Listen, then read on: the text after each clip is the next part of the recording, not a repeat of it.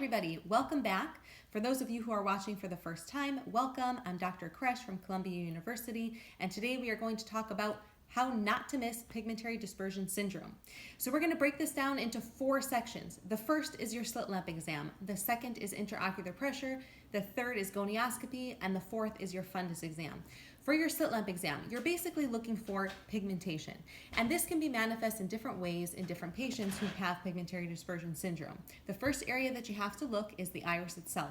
What are you looking for? Transillumination defects at the mid-peripheral portion. And the way to see them is you get your beam in a parallel pipette, bring it to a 90-degree angle, shrink it down to a conical beam, direct that light into the pupil itself, and you're going to look 360 degrees around the iris for slit-like defects anywhere in the peripheral portion. They don't have to be in the same location day to day, and they don't always have to be present in order to make this diagnosis. The second thing that you're looking at is the cornea.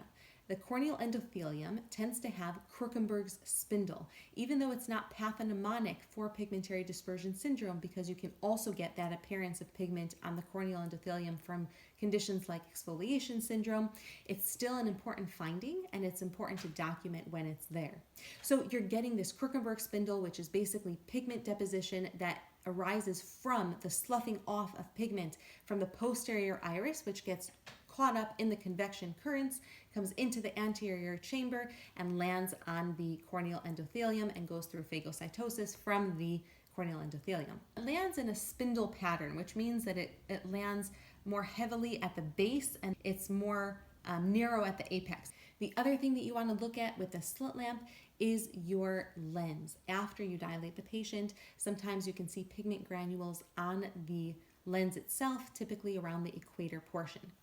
All right, second section, IOP measurement. So pigmentary dispersion syndrome patients can have a very wide fluctuation of IOP, intraocular pressure. And what I mean by that is a patient can come in one day and have a pressure of 10, come in the next day, have a pressure of 30. It's a good idea to measure IOP initially and then after dilation, because sometimes you'll pick up a spike after the patient dilates. And these patients can spike up to 50 or 60 millimeters of mercury.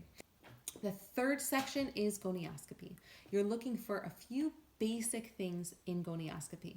The first is a concave approach to that iris. This is pretty pathognomonic for pigmentary dispersion syndrome because that concave approach of the iris is the reason why there's that mechanical contact between the iris and the lens zonules, which causes that pigment to be liberated in the first place. So the best place to see this is on gonioscopy. If you put the 4 mirror or the 3 mirror on the iris, you should see a wide open angle that's kind of concave. And it can be pretty dramatic if you're looking out for it. It can also be subtle. So always be thinking about the approach of the iris when you're doing gonioscopy. The other thing that you want to look at is the pigmentation of the trabecular meshwork. In pigmentary dispersion syndrome, the pigment tends to be very dense and uniform throughout the trabecular meshwork. You can also get a speckling of pigment at or anterior to Schwalbe's line called a Sampolesi's line. You can see this in different kinds of glaucoma, including exfoliation syndrome, but again, it's important to find it and document it in pigmentary dispersion syndrome. Okay, after you do your gonioscopy, you're going to dilate that patient. 2 things to be aware of. First of all, obviously, pigmentary dispersion syndrome is a secondary cause of glaucoma, so you want to pay close attention to the optic nerve and probably run some imaging. We're not going to go through imaging in this video.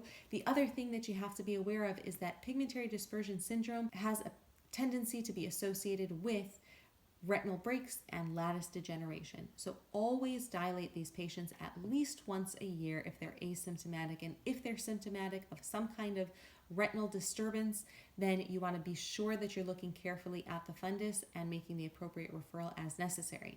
So a quick review of pigmentary dispersion syndrome: you're looking at your slit lamp for transillumination defects, Krukenberg spindle, lens pigmentation.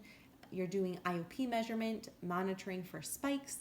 You're doing gonioscopy, looking for a concave approach and a densely pigmented trabecular meshwork, sometimes with a Sampolesi's line.